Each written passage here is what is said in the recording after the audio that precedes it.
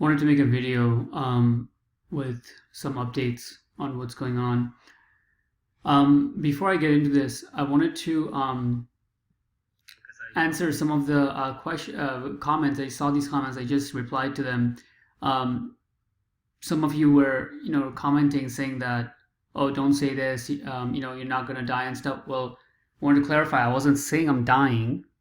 The point of the video was, if I was to go, what I wouldn't mind my last words being, if that makes sense, right?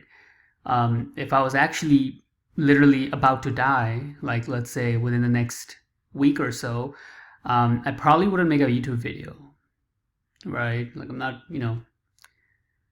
trying to create a show or anything here. This is the point of this channel, and the content I was making with my videos was to see if I can connect with some people that are out there that are going through what I'm going. And one of the reasons actually why I'm not going to be making videos as much anymore is because I found that community already. I found the people. I found almost, I would say over hundreds of people, right? It's at least like a couple hundred people that that are pretty much almost identical, right? Not exact, nobody's exactly identical, but they have very, very similar condition as me and some people started from some kind of accident, etc. like that, whatever it may be, and they're on Facebook. So I do post on Facebook at least like once a month in some of these groups I'm in. Although I'll continue to make some updates here and there, but it might be more like every couple of months or so, because on YouTube it doesn't really, it's just not working. I mean, I don't really reach much people that I would like to talk to. Having that said, just wanted to make the clarification. I wanted to go into a post I made not too long ago on one of the groups that kind of summarizes where I'm at with this journey and what kind of, some of the wins so far, minor wins, but some of the challenges that are that I've also been coming up against in about the last 90 days. Okay, so I'm just going to read this first and kind of go through section by section on what's going on. So I want to do a full post on my condition and everything I have tried that did not work, along with things that work since June. Okay, so to add a little bit of a background, then I just go into my symptoms. Extreme food sensitivity. I'm still eating salmon and sweet potatoes. Recently, it even went a little bit slightly more sensitive, meaning like not only can I only eat wild-caught salmon and sweet potatoes, at the beginning of this year, I was able to put some garlic on the salmon when I make it. So nowadays, it's strictly just salmon because I'm reacting to onions and garlic as well. So in cumulative, like I literally have 4 items I can eat now without any like additions whatsoever. It's Himalayan pink salt, salmon, sweet potatoes, and water. These are the 3 things. Cannot have a bite of fruits, grapes, nothing, not even multivitamin. I lose my balance within 2 days if I take like even half of a dose of vitamin C, for example. All those nutrients are going in me through IV on a weekly basis. So that's kind of like my sensitivity to food. Hand pain, computer.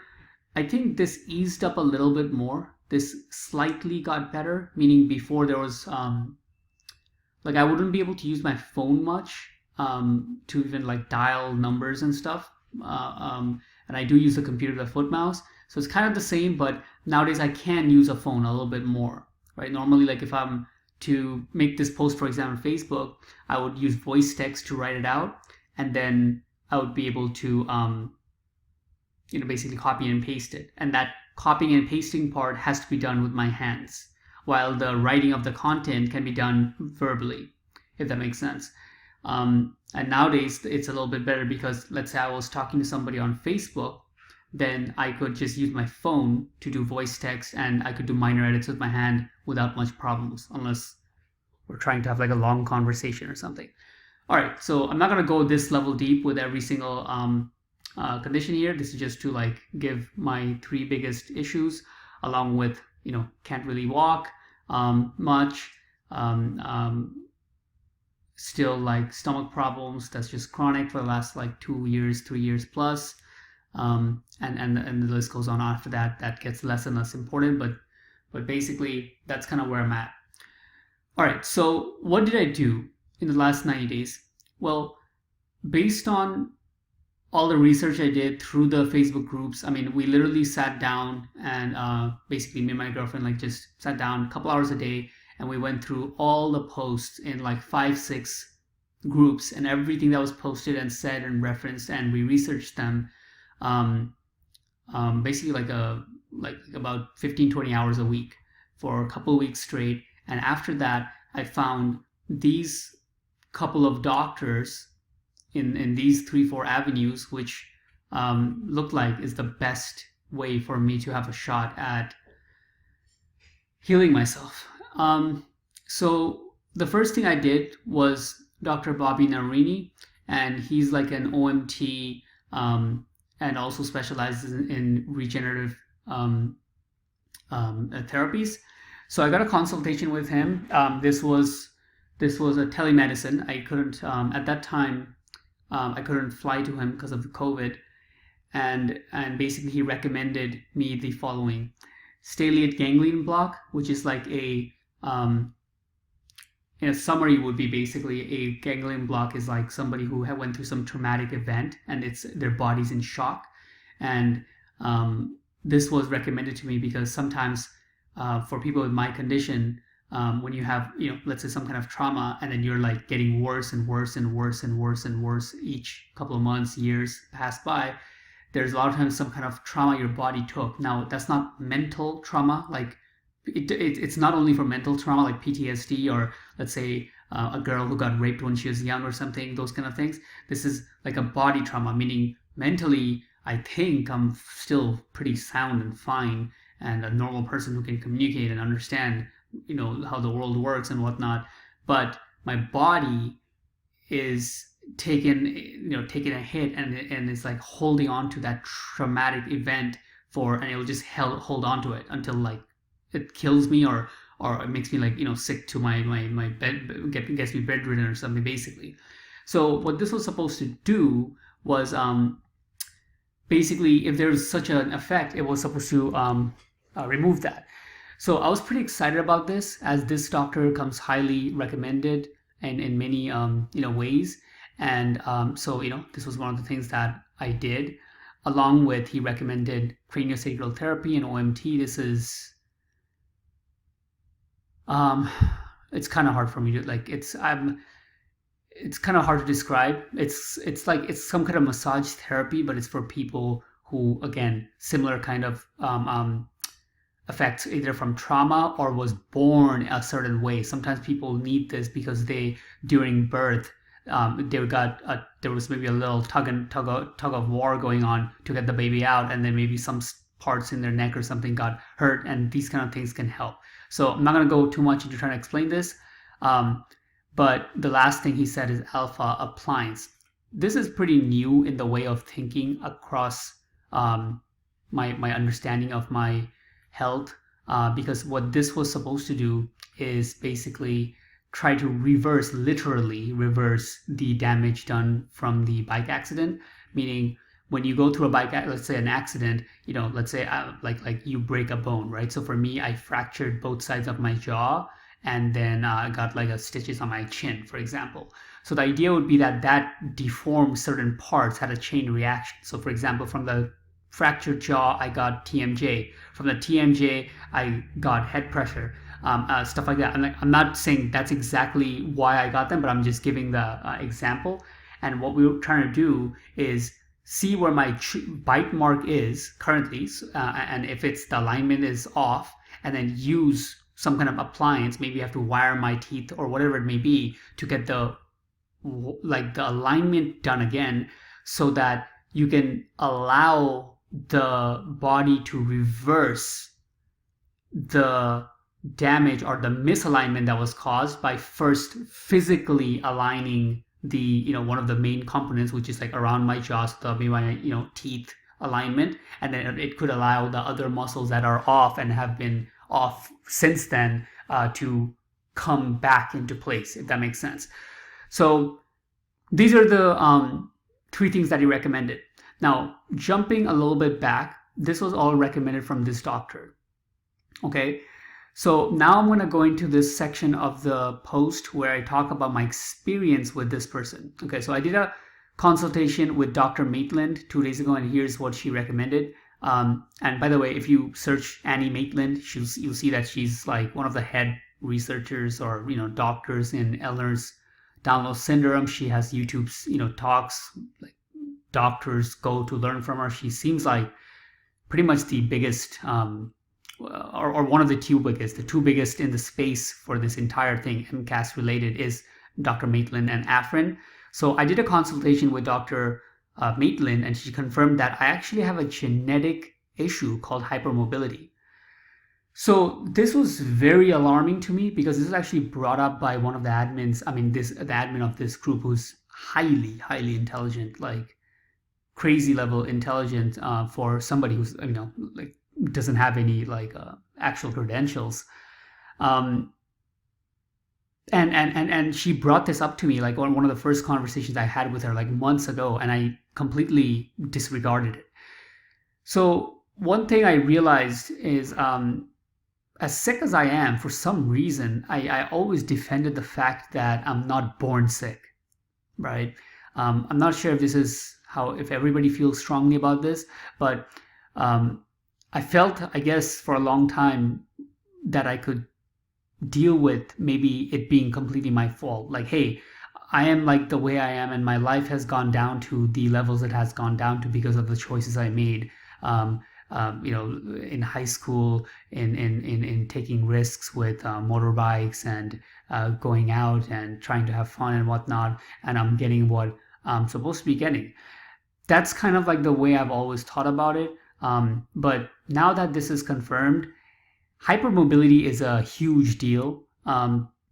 This is like basically very close to what EDS is, which is a genetic issue you are born with, where basically your ligaments are not sturdy like an average person, right? So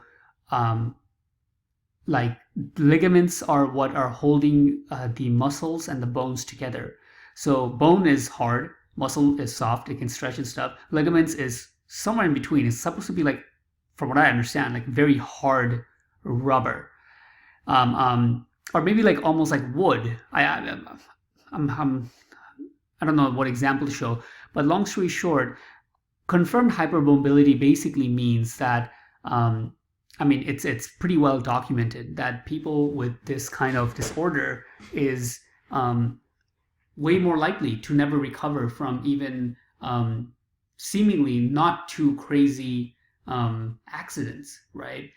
So this basically explains everything. I thought I came across the main information that I had to know like a couple months ago when I found about CCI and basically misalignment of the neck when you can damage, basically that explained everything, how everything went down after a bike accident. But with this, it kind of brings a whole picture to the forefront. It basically, I can, it's not a surprise anymore. Like this is not, like even though the bike accident, I was able to know that this is what caused everything, it was still kind of, somewhere in the back of my head, I was like, wow, I know quite a few friends who have got into accidents and they have nothing like this, right? Even growing up, in terms of like danger, in terms of like motor vehicles and stuff like that, I was actually way more dangerous in middle school than I was in high school. In high school, I think I was way more dangerous in substance abuse. But in middle school, we were, like when I was younger, we used to, always be out with driving cars and stuff like that, and just doing silly things like being, like driving, like being outside the car, sitting like half outside while your, friend is driving, stuff like that people in my country do. And I got into a few minor accidents, and some of my friends got into huge accidents, like flipped car 3-4 times in a matter of a couple seconds, and they almost died and took it to the hospital, and they took like months to recover. But all of them came back perfectly fine. Perfectly fine. They went on their lives and everything was fine. So many of them, like continued to live that way until whatever it may be. But nobody really came to a condition that I did, which is actually not that serious compared to what some of my friends went through. I had 3 bike accidents. One of them was a serious one in high school, and just from that accident, I broke my fractured my jaw in 2 places. It took me about a month and a half, 2 months to recover at most. It was just drinking soup and stuff, and since then, never recovered. And the reason why I did not recover is because of this, because I have a genetic condition of hypermobility, and what I'm basically saying here is very basic knowledge, and it's even sounded crazy to me when I just came across it. But if anybody was to go through the hundreds of people that have these kind of effects and how it started and how it keeps getting worse and stuff like that, a majority of them are hyper. A lot of them, over 60-70%, are hypermobile. In fact, a lot of the groups that have these people, they're not called like regenerative therapy and stuff. They're even just called EDS, EDS community. It means people who are hypermobile and now they have limited diet, food, mobility, and basically quality of life because of this condition. So, long story short, this is probably the biggest find. This is the biggest find that I had in the last 90 days about myself, is that, I was born fucked up. So that being said, let's carry on. So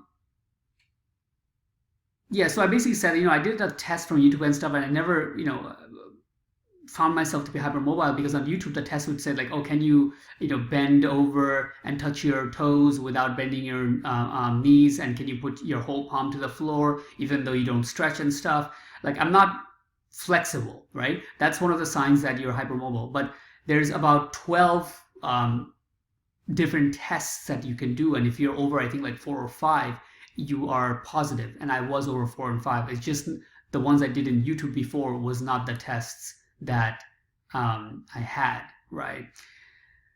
So now she went on to say that MCAS is not a big issue because I have bigger issues between my autonomic dysfunction, which is basically everything that your body does without you having to think about it, like your temperature, grows your nails, that whole system. So I have autonomic dysfunction with hypermobility, and she's saying that this is way more critical than my MCAS, which is pretty crazy, because MCAS is the reason why I cannot eat any food, any nutrients, anything like that. And I thought if I could fix this, then I have a little bit better chance at getting better, because if I can maybe eat some more nutrition, eat some well-rounded diet, maybe it can play a part. But this is what she thinks is mainly important, and we're tossing this a little bit to the side. I'm still going to pursue this with Dr. Afrin, but I understand now why she's saying that is because it's not really about the diet, right? Diet, like you are what you eat, those kind of statements is really for normal people. Even if somebody normal was to eat my diet, they wouldn't start to get sick, right? If all you ate was salmon and sweet potatoes as a normal person, you'd be just fine. You'd just be pissed off that you're not eating anything else.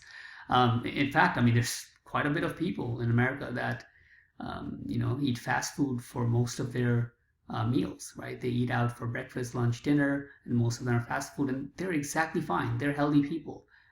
Maybe healthy is not the right word, but hey, they're 100 times healthier than somebody with hypermobility. They will be able to scream, jump, walk, shout, run, maybe not a long distance, but still can run if they needed to, unlike somebody in my position. So finally, after saying all this, here comes the point of my post. I'm still extremely lost. I keep finding more things about myself that I get a further understanding of why my life came down to the point it did, but still cannot make a breakthrough, right? Still cannot get to a point where I can have some clear improvement, basically, right? It's just, I go to a doctor, I do a certain level of treatment for a couple of months, and then I graduate from eating 2 foods to 3 foods. I would like to get to a point where I can eat some vegetables, kind of tolerate at least some spinach and broccoli. I think that would be huge. Or do certain things that helps my joint and my exercise intolerance, so I can go from not walking much to maybe being able to jog, although that is probably a super stretch, but maybe being able to do the elliptical, something that does not cause a lot of strain, would be, that would be immense, which is almost hard to imagine at this point, given how hard it is for me to even walk up the stairs. But that's what I would consider to be a big breakthrough. So going forward from that, I did the stellate ganglion nerve block, and this one, again, was recommended by Dr. Neruni, and this is basically 2 injections to my neck that works on that nerve block basically, and I was supposed to feel some kind of improvement within the same or next day, and I didn't. Now, this is a good and a bad thing. Bad, obviously, because once again, another treatment that made no improvement, but good because I was able to tolerate the treatment. And what we found, again, one of the big things over the last 90 days is that even though I cannot tolerate most things orally, right? I can't even take like multivitamin through orally. I can tolerate a lot more through IV. Like through IV, weekly IV, right now I can take magnesium, I can take B12, vitamin C, I can take like all of the nutrients I need as long as they go directly to my bloodstream. And same like this ganglion block. I was really afraid that this will cause me some kind of reaction and I would be suffering from it, and I just had to weigh the pros and cons. But I didn't have any suffering the next day. So I'm still happy that I was able to, it gives me confidence that, hey, if the treatments are directly into my blood or to my neck or to some muscle tissue, but just not have to take anything orally, I can probably take it. I still have that tolerance left, thankfully, because there's some people in the group who actually can't even tolerate anything directly to their blood either. So I feel bad for them, because I can. And while I have the opportunity to still be able to tolerate things directly to my blood, I need to quickly try to see what could be treatments that can, go in this direction and help it. All right, moving on. I did 2 treatments of craniosacral therapy. Not going to get too much into it because it really didn't do anything, and I'm not even expecting to do anything. It just massages on my head. I'm doing it because it's recommended. I honestly don't have much expectation from this.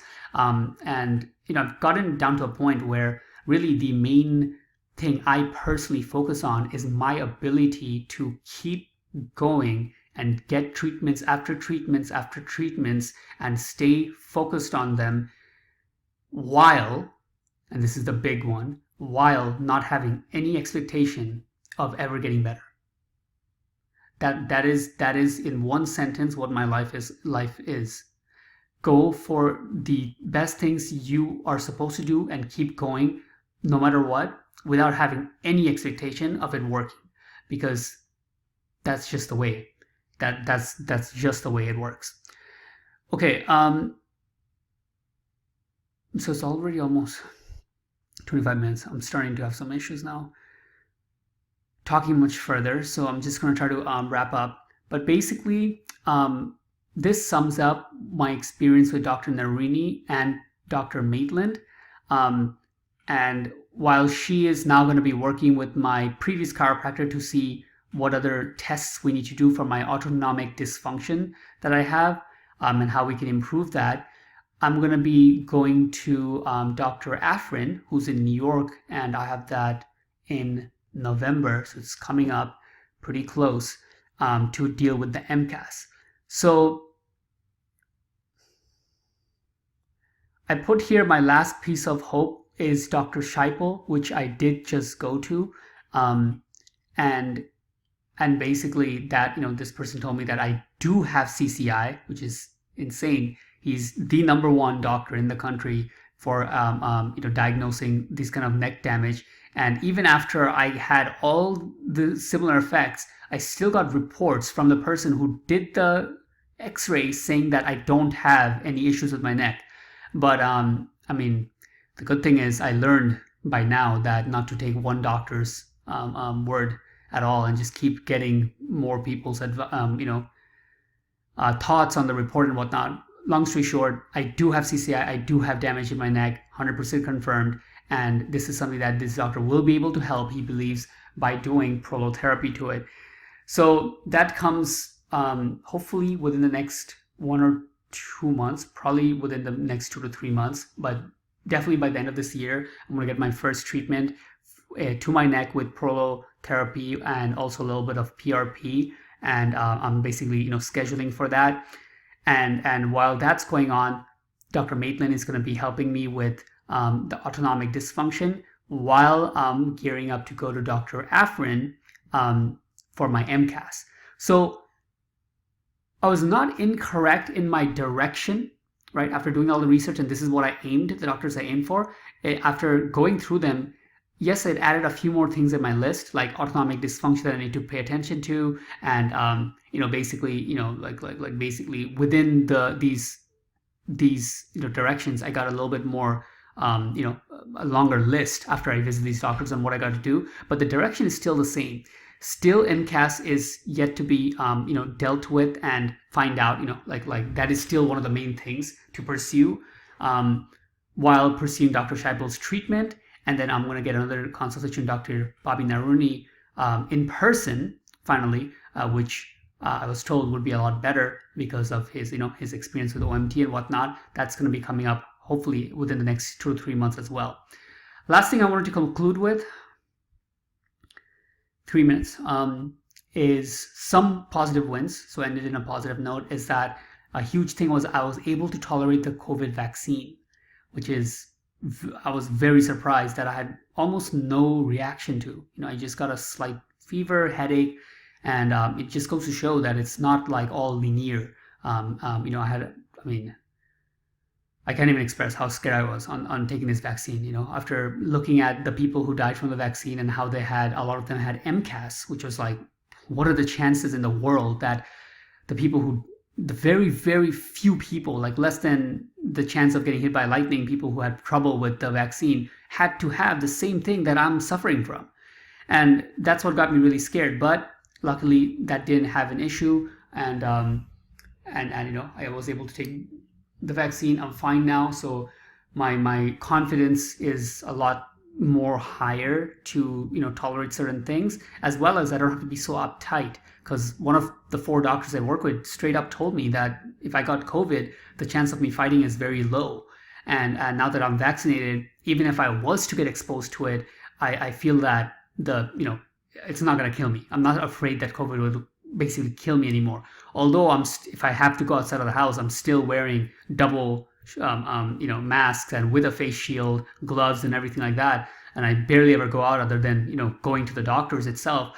I'm still going to take all the precautions, but in the small chance I was to get exposed to it, I don't think I will die from COVID, that is. So I'll leave it at that. Pretty much just wanted to do a video with an update on everything that's going on and keep it on file on this YouTube diary I got. And that is pretty much it.